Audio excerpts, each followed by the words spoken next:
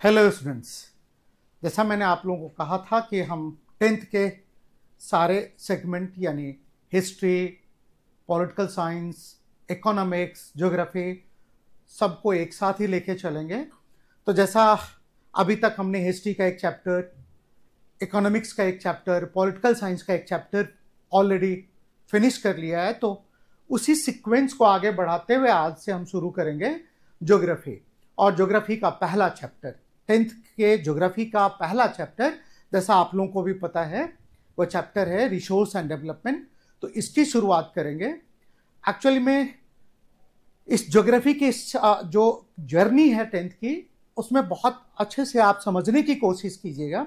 इसमें क्या कह रहा है कि जो कंट्री का ओवरऑल डेवलपमेंट है, इकोनॉमिक डेवलपमेंट है, पॉलिटिकल स्ट्रेंथ है, वह बहुत ज़्यादा रिलेट करता है किस चीज से। आप देखिए ज्योग्राफी पर।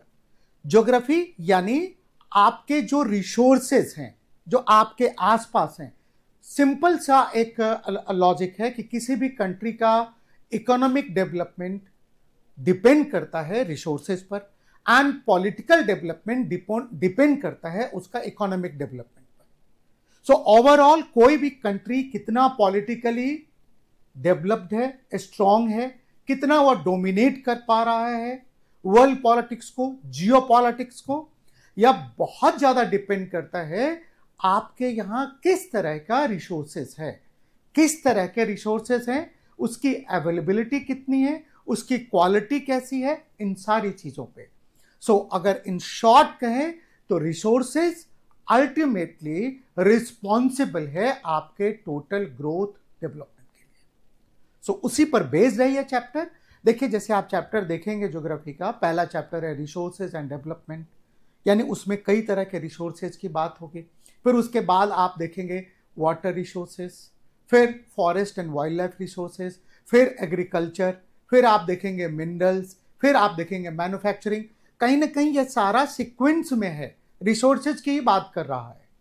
बहुत इजीली आपको एक के साथ दूसरे चैप्टर का कनेक्टिविटी यहां पर देखने को मिलेगा।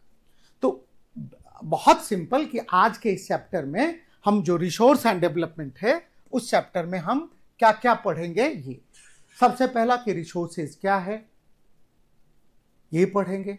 वह रिसोर्सेज हमारे लिए यूजफुल कैसे होता है, ये पढ़ेंगे। रिसोर्सेज के टाइप्स, सब टाइप्स, ये पढ़ेंगे।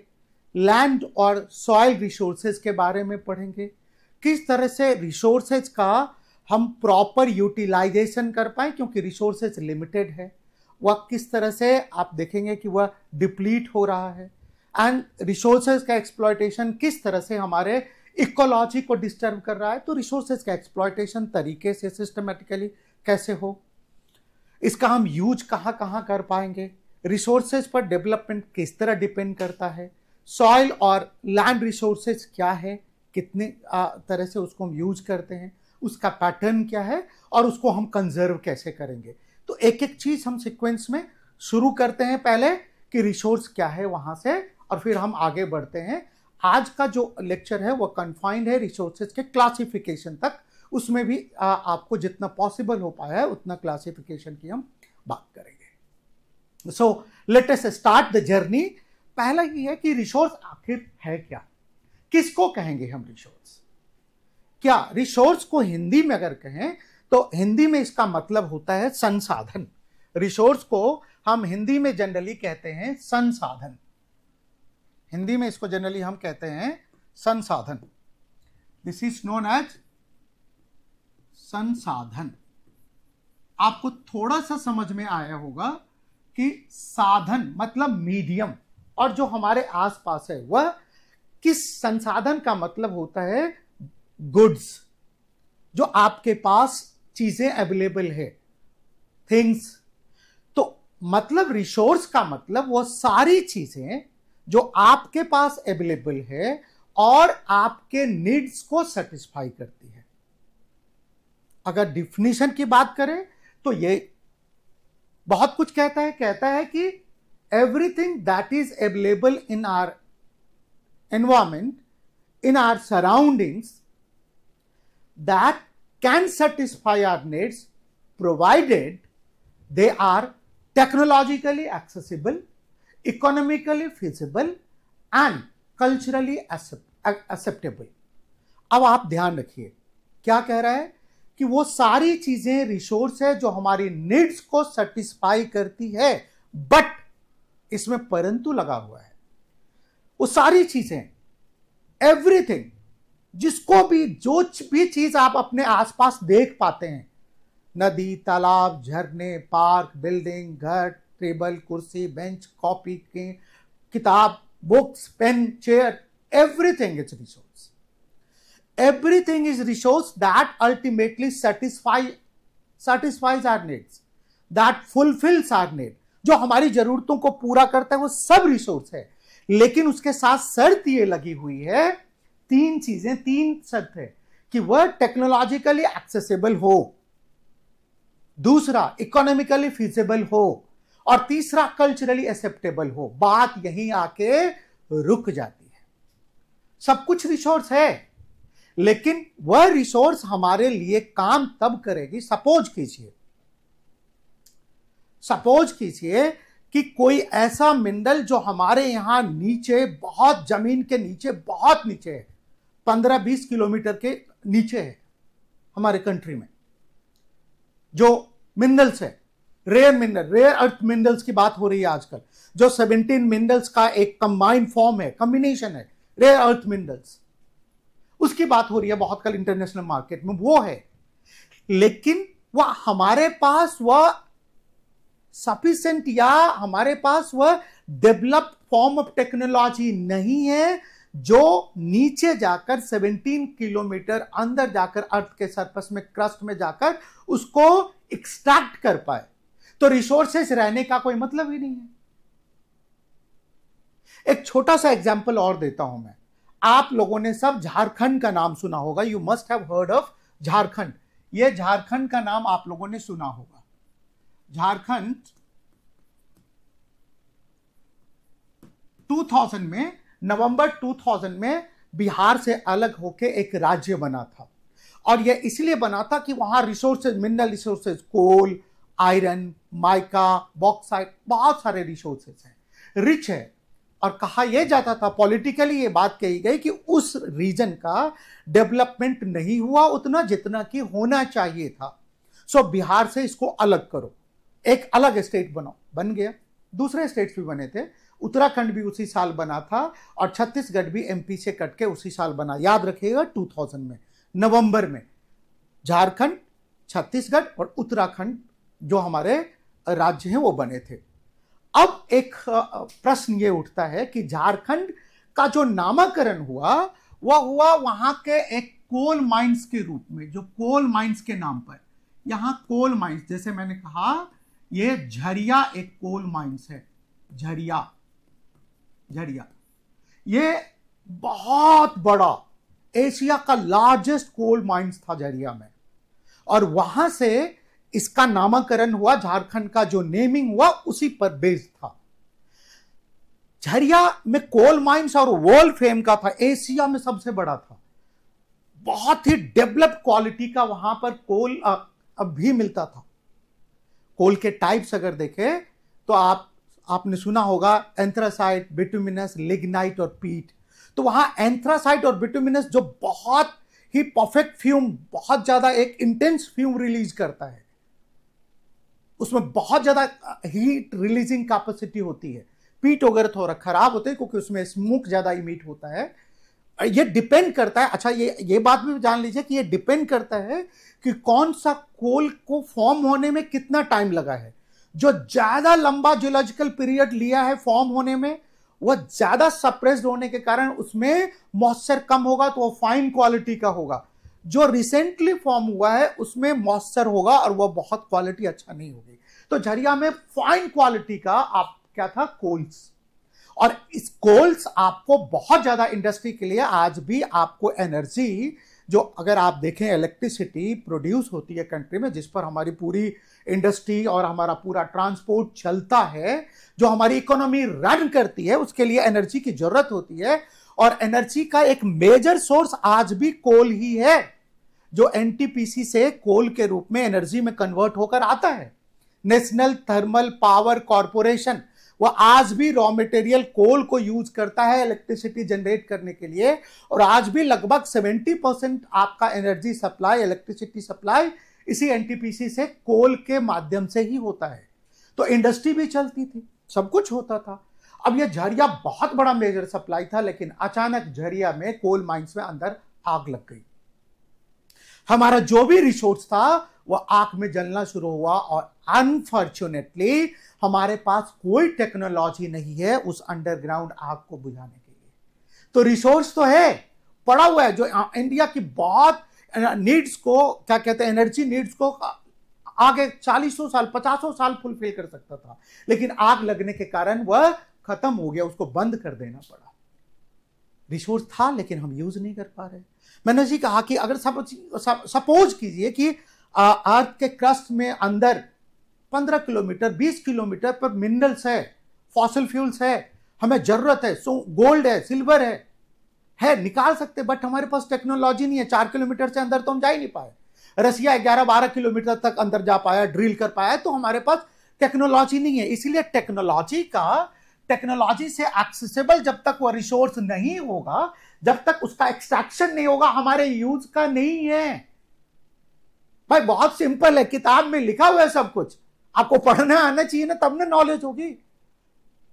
आपको आपके पास पड़ा हुआ है, चावल दाल रोटी सब्जी का सारा इंग्रेडिएंट्स खाना बनाने का पड़ा हुआ है, सारी चीजें। यू डोंट नो कुकिंग, आपको है नहीं, कुकिंग नहीं है, टेक्नोलॉजी आप मतलब स्किल नहीं है, या गैस चूल्हा नहीं है, जलावन नहीं है, फ्यूल नहीं है, तो आप कैसे बना लोगे? So that is there. दूसरा कहते हैं कि इकोनॉमिकली फिजिबल है। इसका मतलब क्या? फिजिबल का मतलब बेनिफिशियल। आप सपोज करो कि यही मैंने बात की झरिया के, झरिया में जो ये आग लगी हुई है उसको बुझाने में हमें सपोज करो कि 50 लाख करोड़ रुपए का खर्च होगा। 50 लाख करोड़ सपोज करते हैं, एक एस्टिमेटेड आंकड़ा लेते हैं, इतना बड़ा अमाउंट लगेगा, और इतने बड़े अमाउंट को खर्च करके हम शायद आग बुझा ले पाए, या हम उसको अपने कोल्स को निकालने के फॉर्म में हो जाए, निकालने की स्थिति में, पोजीशन में हो जाए। somehow we could manage to extract resources, यानी कोल। लेकिन वह कोल हमारा जो वर्थ है वह 50 लाख का नहीं है, ये 25 लाख करोड़ का ही है, 25 लाख करोड़ का ही है। अब बताइए क्या ये दोनों में से क्या बेनिफिशियल है? Should we go on spending 50 lakh crore and extract minerals, और should we abandon the idea of extraction? हमें क्या आइडिया उसको एक्सट्रैक्ट करना चाहिए या छोड़ देना चाहिए? छोड़ देना चाहिए, क्योंकि वह जितना पैसा हम इस पे खर्च करेंगे उतने मूल्य का नहीं निकल रहा है।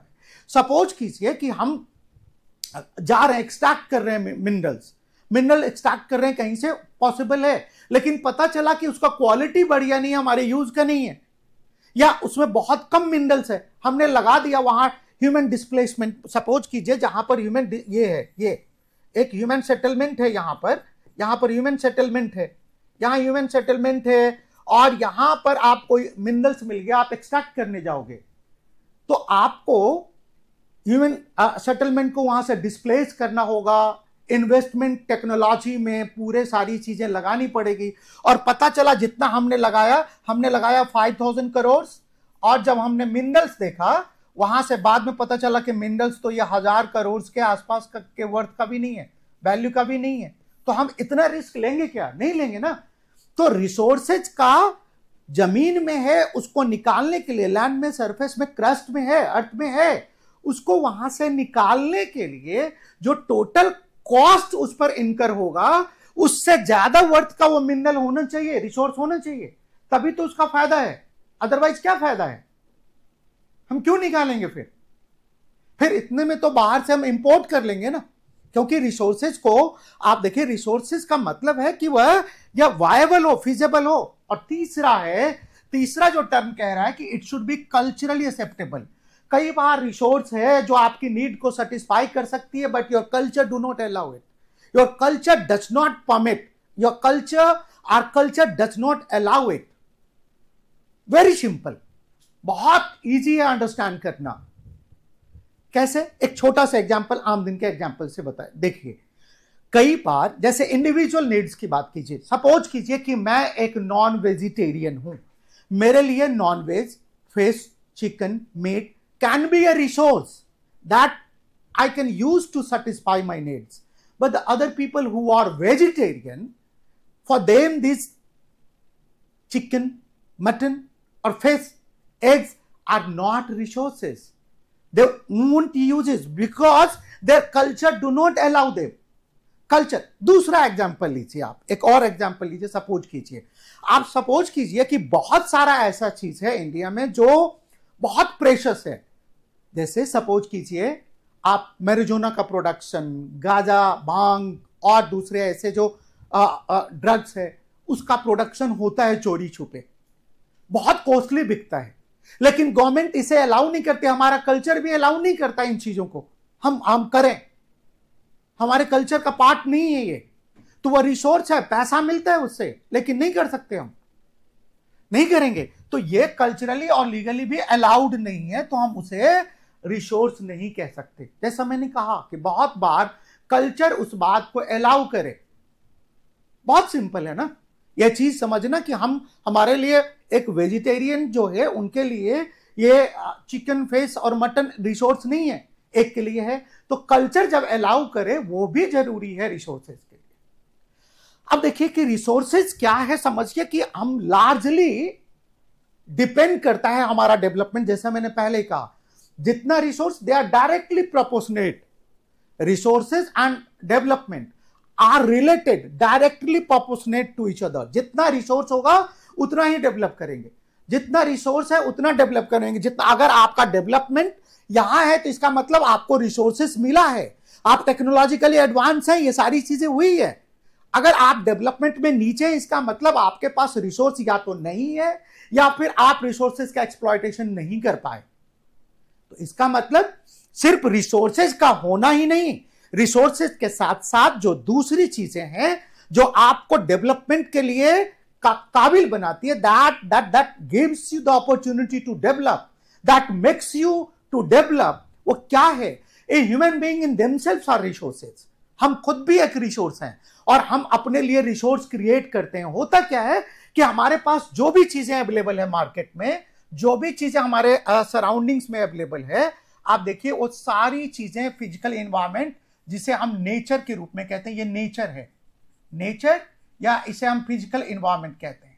सारी चीजें, रिसोर्स क्या है हमारा?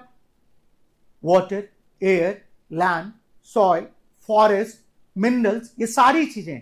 तो वो कहां से? ये नेचर के द्वारा दिया हुआ है, नेचर हमें प्रोवाइड करती है, उसी से फिर हम और फर्दर अपने लिए और भी रिसोर्सेज तैयार करते हैं।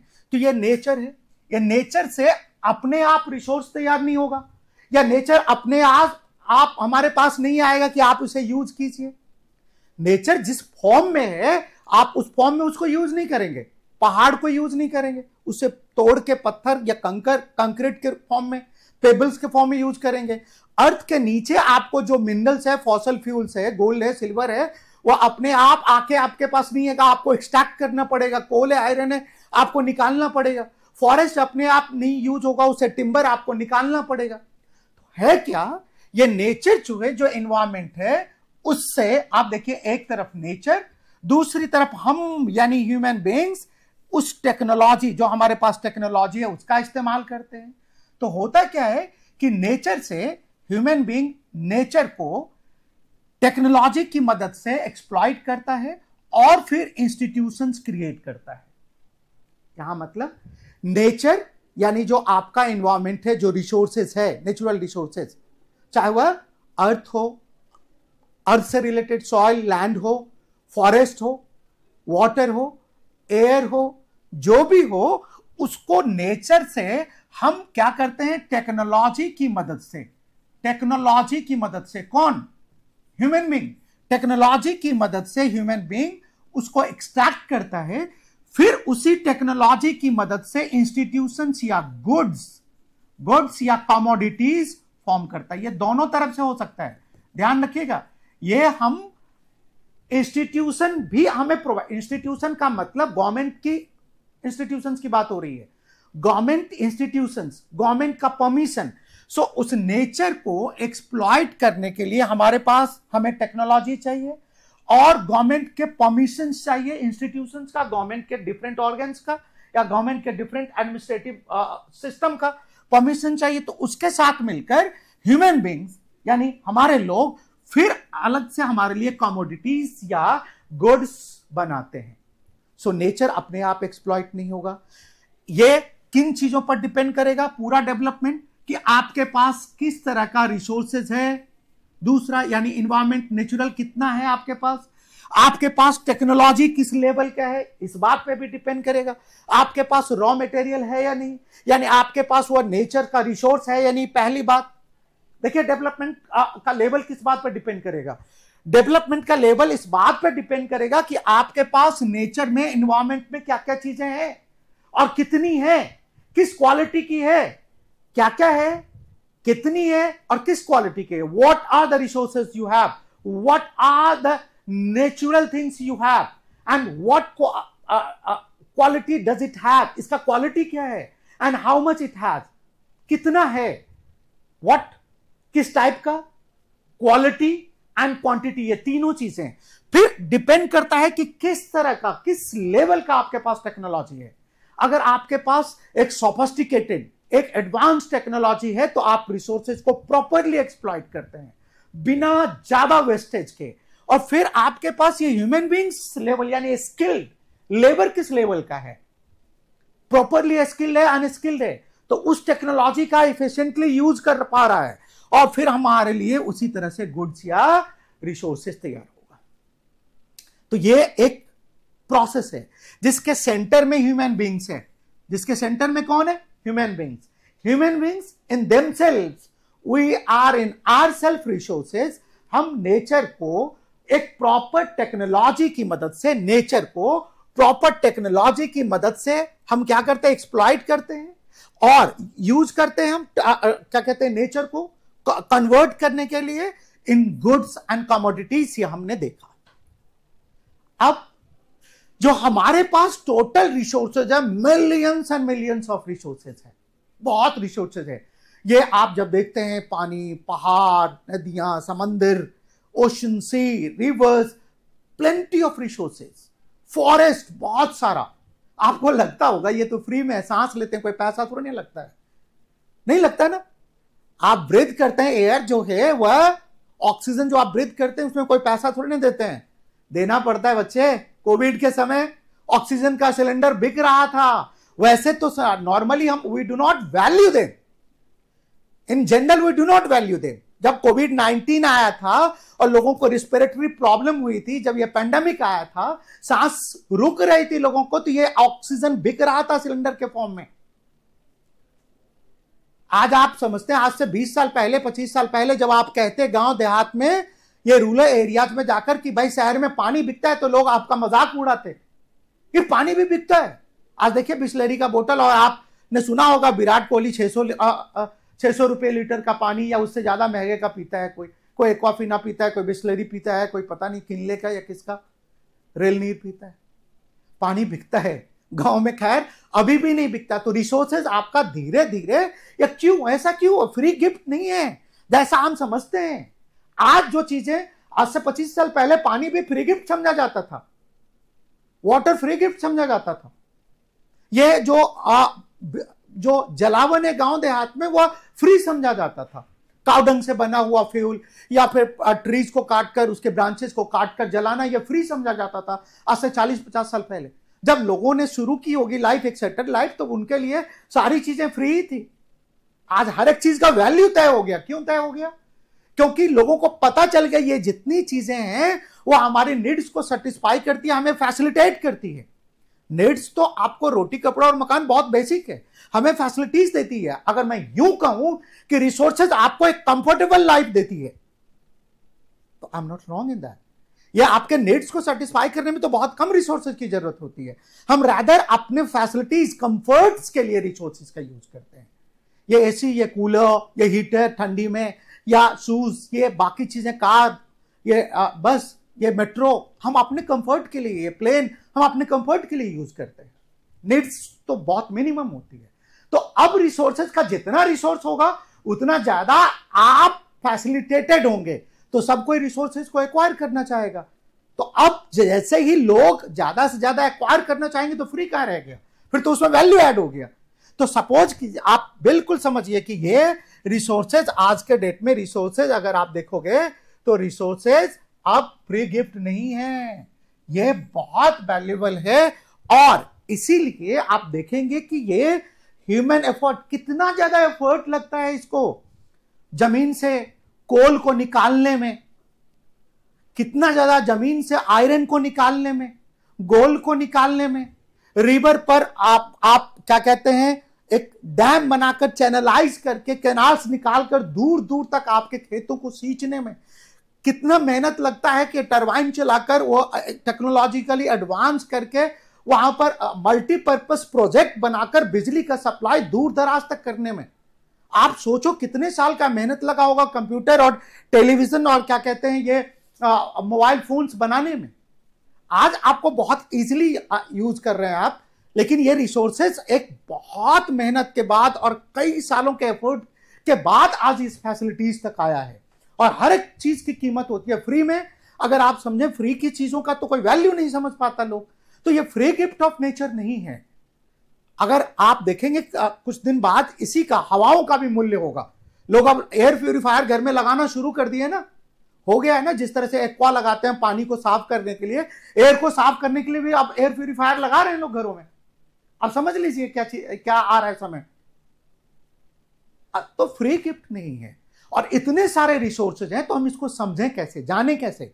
तो बेहतर हुए है कि हम इन रिसोर्सेज को क्लासिफाई कर दें, हम उसको वर्गीकरण करें, टाइप में डिवाइड करें, कैटेगराइज करें। हम किस किस में, तो हम देखेंगे कि किस किस कैटेगरीज में हम किस तरह से क्लासिफिकेशन करते हैं रिसोर्सेज का। हम 3-4 कैटेगरी में करेंगे, उनके बेस्ड ऑन ओरिजिन, कि ओरिजिन किस तरह से, ओरिजिन क्या हुआ इसका। हम इसको डिवाइड करेंगे कि इसको बेस्ड ऑन क्या कहते हैं ओनरशिप, बेस्ड ऑन उसका यूज एग्जॉस्टेबिलिटी के आधार पर, फिर उसका based on the status of development of resources, कि रिसोर्सेज किस अवस्था में है। तो क्लासिफिकेशन इसलिए किया गया कि इतने टाइप के रिसोर्सेज हैं, अलग अलग से पढ़ना बहुत मुश्किल है। तो इसलिए आइए हम क्लासिफिकेशन में सबसे पहले स्टार्ट करते हैं कि resources based on their origin, उनके जो उनका ओरिजिन हुआ, जहां से वो निकल कर आए, तो बेसिकली क्या क्राइटेरिया है। ओरिजिन के आधार पर रिसोर्सेज सिर्फ 2 तरह का होता है। कौन कौन सा, एक बायोटिक और दूसरा एबायोटिक। बायोटिक का मतलब जो लिविंग है, जो लिविंग है, ये आपको बायोस्फीयर से, हमारे यहां जहां पर लाइफ पॉसिबल है, जहां लाइफ है, अर्थ का वह हिस्सा जहां लाइफ पॉसिबल है, जहां लिथोस्फीयर, जहां हाइड्रोस्फीयर और जहां एटमॉस्फेयर, ये तीनों कांटेक्ट में आता है।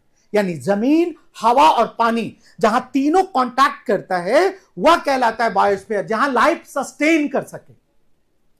जमीन के हर एक हिस्से में लाइफ सस्टेन करेंगे ऐसा नहीं है। जमीन के उस हिस्से में जहां एटमॉस्फेयर भी हो, जहां हाइड्रोस्फीयर पानी भी हो और जहां लैंड भी हो, वहां उसको कहते हैं बायोस्फीयर। और वहां से ये आपको ऑब्टेन करते हैं और इसमें लाइफ होती है।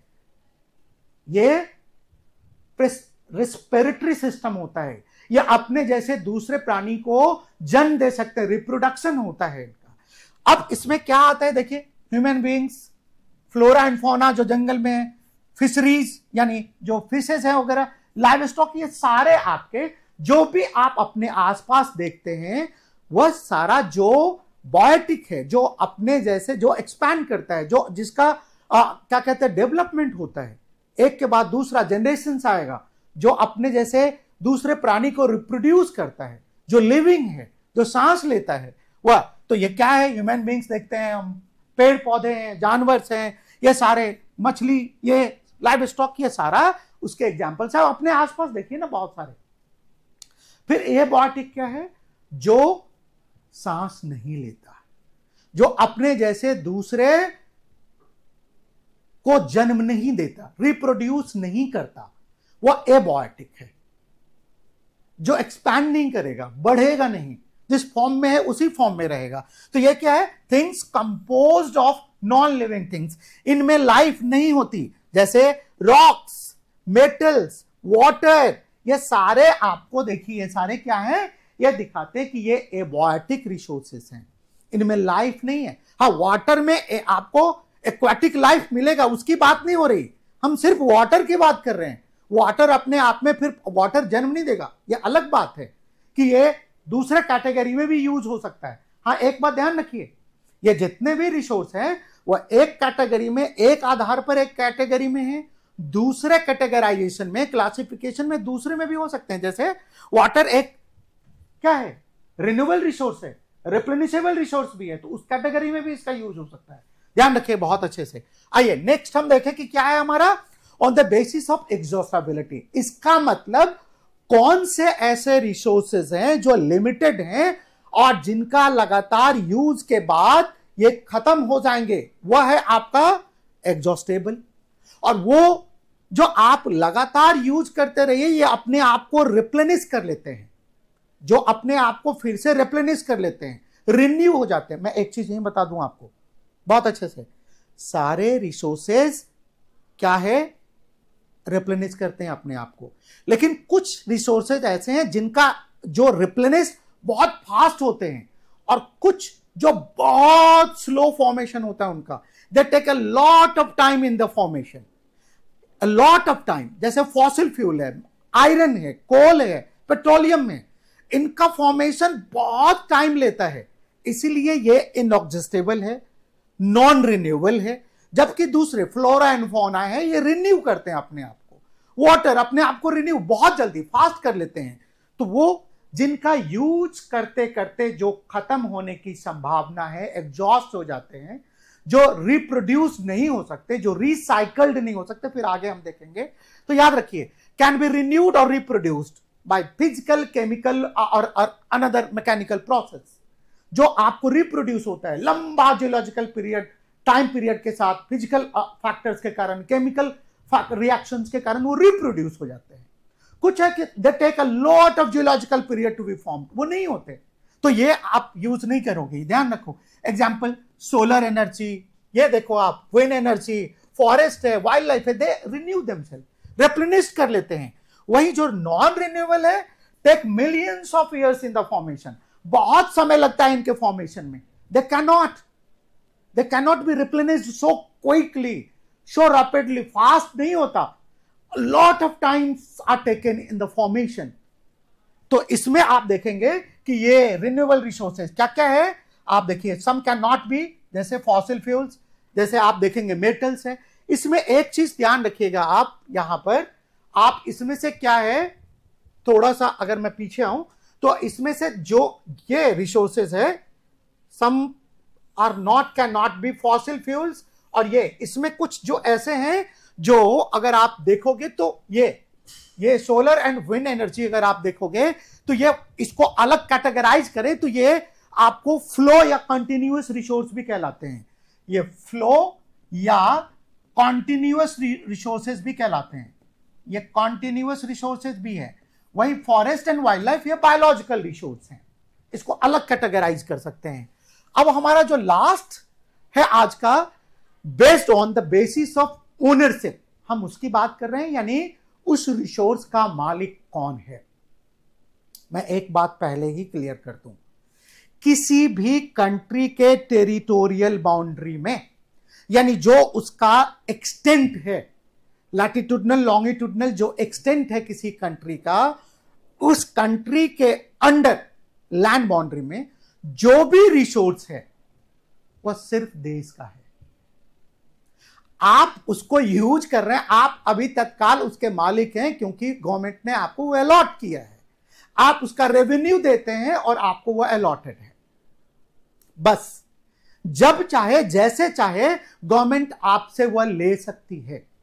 तो पहले हम इसकी कैटेगरी की बात कर लेते हैं कि ओनरशिप, मालिक कौन है। इसमें 4 तरह के रिसोर्सेज आते हैं, इंडिविजुअल, कम्युनिटी, नेशनल और इंटरनेशनल। 4 तरह का, इंडिविजुअल, कम्युनिटी या सोसाइटी, फिर तीसरा नेशनल और 4th इंटरनेशनल। अब अंतर क्या है, इंडिविजुअल रिसोर्स का मतलब है वो सारा रिसोर्स जिस पर किसी एक प्राइवेट इंडिविजुअल का या एक फैमिली का कंट्रोल है। They are suppose to use it, privately controlled है, प्राइवेटली ओनर्ड है। जैसे आपका घर, आपकी टीवी, आपकी बाइक, आपका कार, ये आपकी प्राइवेट प्रॉपर्टीज है। आपका प्लॉट, ये प्लॉट लैंड आपका घर, ये आपका फैक्ट्री जो आपका है वो आपका है। आपके टीवी में पड़ोस से कोई आकर झांकने नहीं आता, या पड़ोस वाला आपको नहीं कहता ये चैनल चलाओ या ये चैनल चलाओ, नहीं कहता। तो वो आपकी प्रॉपर्टी है, आपका घर है, आपकी टीवी है, आपकी कार है, आपकी बाइक है, या आपका है, आपकी फैक्ट्री है। हां, ये ध्यान रखिए, कम्युनिटी क्या, किसी एक एरिया में, किसी एरिया में जो आप जिस एरिया में रहते हैं, 10, 20, 25, 50 घर है, जैसे सेक्टर 13, सेक्टर 14, सेक्टर 15, या दिल्ली का कोई रोहिणी का इलाका, या फिर बसंत कुंज का इलाका, या फिर कहीं और का इलाका। ये जो आपका इलाका है जिसमें एक जोन में बटे हुए होते हैं हम, जैसे सपोज कीजिए कि ये रिहायशी इलाका है ना, ये ऐसे रिहायशी इलाका है, यहां घर बने हुए हैं, ये घर बने हुए हैं, ये घर बने हुए हैं,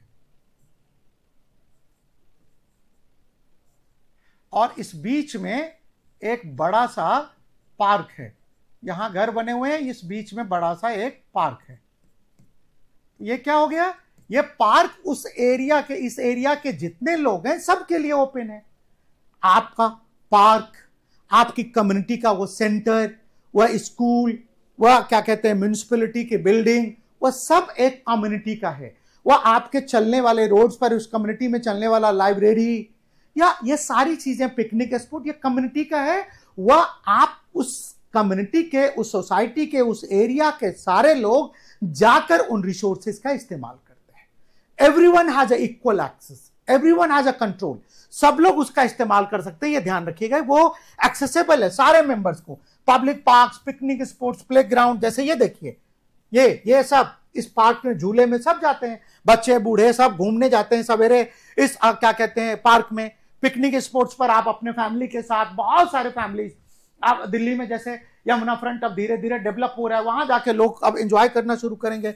ग्रेजिंग ग्राउंड्स जो गांव देहात में देखेंगे, कॉमन लैंड्स होता है, ग्रेजिंग, सभी फैमिलीज के जानवर, एनिमल्स जो है जिनके पास है, वो अपना कॉमन लैंड पर, पैस्चर लैंड पर चराते हैं, ग्रेज कराते हैं। फॉर्डर क्रिमेशन ग्राउंड, जो किसी की डेड बॉडी को हिंदू समाज में जब दाह संस्कार होता है, या फिर अगर इस्लाम के हिसाब से जो उनको दफनाया जाता है, वह जो शमशान होता है, कब्रिस्तान होता है, वह सब ओपन है, सबके लिए, उस एरिया में रहने वाले लोगों के लिए, किसी एक का नहीं है। तो ये पब्लिक आप देखेंगे कि ये कम्युनिटी ओन्ड होता है। आइए नेक्स्ट है आपका क्या है, नेशनल रिसोर्सेज। वैसे मैंने कह दिया पहले ही कि एक बाउंड्री में, एक कंट्री के बाउंड्री में जितने भी रिसोर्स हैं, वह सब के सब जो भी मिलता है वह सब नेशनल है। आप सपोज कीजिए कि अचानक से पता चला कि आपका घर है या आपका पार्क है और उसके नीचे कोई मिनरल है, गवर्नमेंट उसको एक्सट्रैक्ट करना चाहती है, आपको सिर्फ बताएगी, आपको वहां के घर सहित आपको उठा देगी, वहां से डिस्प्लेस करेगी। हाँ, आपको कंपनसेशन देगी, देती है कंपनसेशन। आपकी मर्जी नहीं पूछी जाएगी कि आपको जाना है कि नहीं जाना है, आप जाना चाहते कि नहीं, आपसे सिर्फ यह कहा जाएगा कि यहां से आपको यहां से हटना है, डिस्प्लेस होना है, बात खत्म। राउंड ऑफ डिस्कशन होगा ऑन ग्राउंड, लेकिन आप मना नहीं कर सकते। तो वह आपको डिस्प्लेस कर दिया जाएगा और वहां से रिसोर्सेज का एक्सट्रैक्शन शुरू होगा। सो दैट इज, ये देखिए, कंट्री के कहीं भी, the country have legal power to acquire even a private property, जैसे मैंने। अब अगर ये तो बात समझ में आती है, ये देखिए, आपका रोड के लिए, कैनाल्स के लिए, रेलवे के लिए आपकी लैंड, सुना होगा आपका जो यही हरियाणा में जो हाईवेज बना है, इतने इतने हाईवेज बन रहे हैं, नितिन गडकरी डेली हाईवेज बनाते जा रहे हैं। तो किसानों की जमीन को एक्वायर करते हैं, उनको पैसा देते हैं, कंपनसेशन देते हैं, लेकिन एक्वायर करते हैं, मना नहीं करता कोई। दो चीजें हैं, एक तो मना आप करेंगे भी तो गवर्नमेंट आपकी बात सुनेगी नहीं, पहली बात, और दूसरा वह नेशनल इंटरेस्ट में हो रहा है, तो आदमी इतना कंप्रोमाइज अपने साथ कर लेता है कि चलो देश के लिए वह हमारा जमीन काम आ रहा है, देश की उन्नति में, और उसको एक सर्कल रेट का एक अच्छा खासा अमाउंट भी मिल रहा है। अब एक चीज आप समझिए कि अगर आप देखेंगे तो ये आप एक कंट्री, हमारा जो एक टेरिटोरियल एक्सपेंशन है, ये यहां पर आप देखेंगे कि जनरली लैंड एरिया तो हमारा डिफाइंड है, हमारा जो लैंड एरिया बाउंड्री है वो 15,000 हमारा, ये आप देखिएगा, आपको पता होगा हमारी जो लैंड बाउंड्री है उसकी लेंथ लगभग 15,200 किलोमीटर की है। इतना तो समझ में आ गया।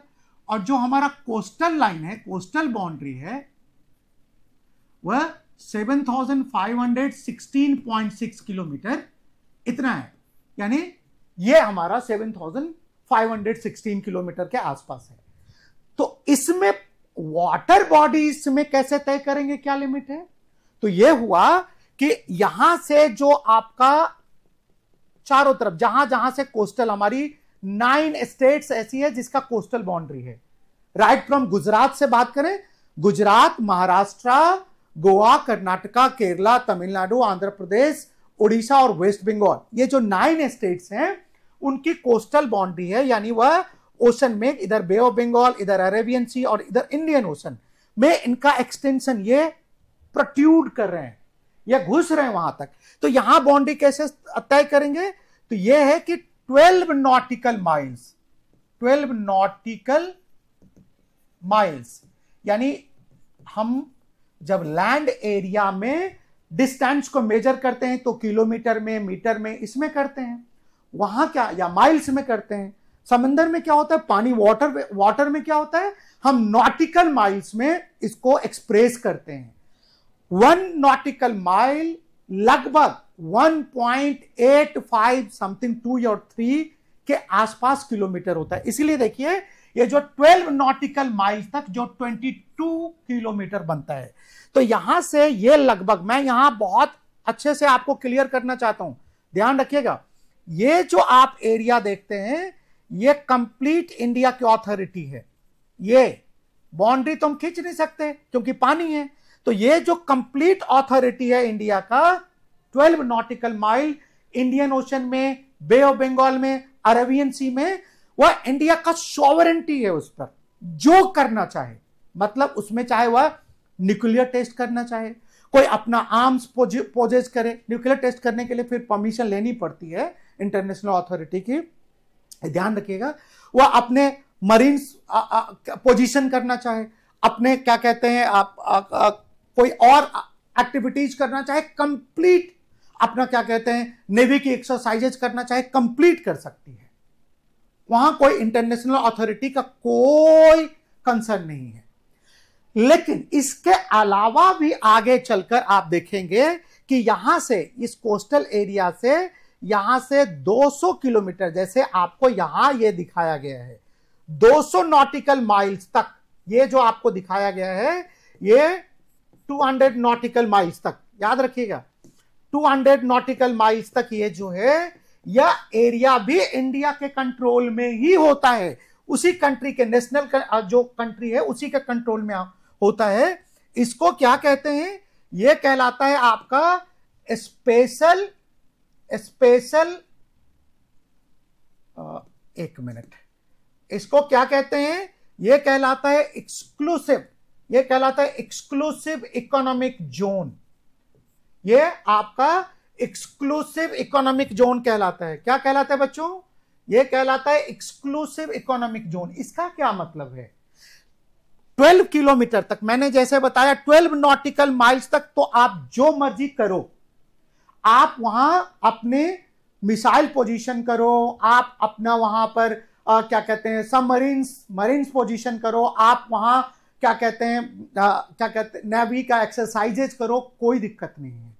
लेकिन इसके आगे जो 200 नॉटिकल माइल्स तक है उसमें आप ये मिलिट्री नेवल के एक्सरसाइजेज नहीं कर सकते।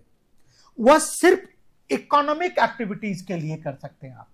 वहां आपको कोई कोई आपको मिनरल्स मिलता है तो एक्सप्लॉइट कर सकते हैं, आप ट्रेड बिजनेस वहां से कर सकते हैं, आप आना जाना कर सकते हैं, आप कोई और यानी मिलिट्री या नेवी के एक्सरसाइजेज से स्ट्रेटेजिक इंपोर्टेंस से आप उसका यूज नहीं कर सकते, ध्यान रखिएगा। अब इसके अलावा आपका शुरू होता है क्या? International resources. अब यहां 200 नॉटिकल माइल्स के बाद इंडिया में ये जो पोर्शन है वह किसके कंट्रोल में है? ये पोर्शन किसके कंट्रोल में है? वह तो किसी कंट्री के कंट्रोल में नहीं है। आप देखिए पूरी दुनिया में बहुत सारे ऐसे रीजन है जो किसी कंट्री के कंट्रोल में, पानी में, लैंड में। याद रखिएगा 1945 सेकेंड वर्ल्ड वॉर के बाद जब यूनाइटेड नेशंस का फॉर्मेशन हुआ था, मैं यहां क्लियर कर रहा हूं, ध्यान से सुनिएगा। यूनाइटेड नेशंस का जब फॉर्मेशन हुआ तो उसकी एजेंसियां थी, कौन कौन सी? General Assembly, Security Council, Social and Economic Council, Trusteeship Council, International Court of Justice and secretariat.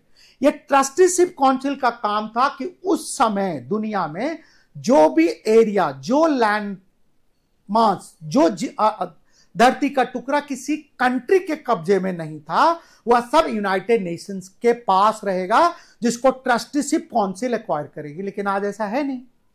आज वह कोई भी ऐसा लैंड नहीं है जो किसी न किसी कंट्री को बिलोंग नहीं करता। तो लैंड मास तो खत्म, वह तो इंटरनेशनल प्रॉपर्टी नहीं है। लेकिन समंदर में, ओशन में बहुत सारा एरिया खुला हुआ है, तो वह किसका है? वह किसका है?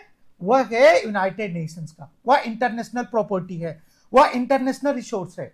अब कंट्री उसको भी यूज करती है। आप देखिए कोस्ट लाइन के आगे वह इंटरनेशनल जो इंस्टीट्यूशंस हैं, इंडिया अगर चाहे तो इस 200 नॉटिकल माइल्स के आगे का एरिया, 200 नॉटिकल माइल्स के आगे का ये जो एरिया है उसका भी इस्तेमाल कर सकती है, उस रिसोर्सेज का भी इस्तेमाल कर सकती है। लेकिन इसके लिए जो इंटरनेशनल वाटर ट्रीटी है, जो कन्वेंशन है, United Nations Convention on Law of Sea, United Nations Convention, United Nations Convention on Law of Sea, इसके परमिशन से आप 200 नॉटिकल माइल्स के आगे के एरिया को भी यूज कर सकते हैं इकोनॉमिक यूज में, जैसा इंडिया आज कर भी रही है। उसके बाद आगे चलकर इंडिया अरेबियन सी में, आप देखेंगे इंडियन ओशन में क्या मैग्नीज के नोड्यूल्स को एक्सप्लॉइट कर रही है, निकाल रही है। आप देखेंगे 12 नॉटिकल माइल्स के आगे भी जाकर। तो इससे यह पता चलता है कि किस तरह से प्रॉपर्टी, ये जो रिसोर्सेज है, कौन सी कंट्री किस हिसाब से यूज कर सकती है। आगे एक और कैटेगरी बच गया है, on the basis of the status of development. हम उसको करेंगे, वो बहुत ही अंडरस्टैंडिंग के लिए बहुत इंपॉर्टेंट है। हम इसको करेंगे अगले पार्ट में। For the time being, thank you very much.